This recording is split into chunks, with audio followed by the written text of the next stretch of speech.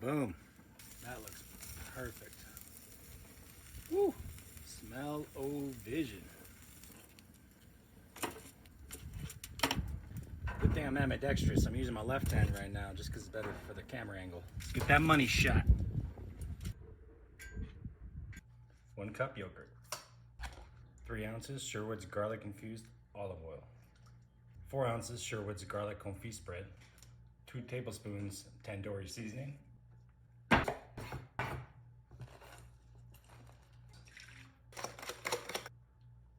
Perfect.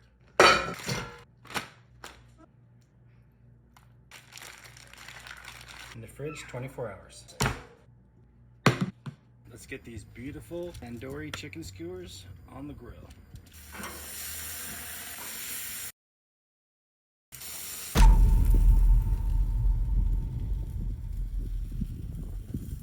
I mean, look at what we're working with here. Just beautiful.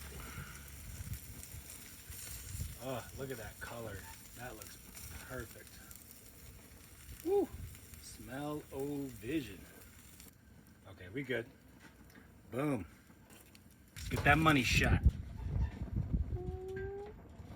Lunch with a view.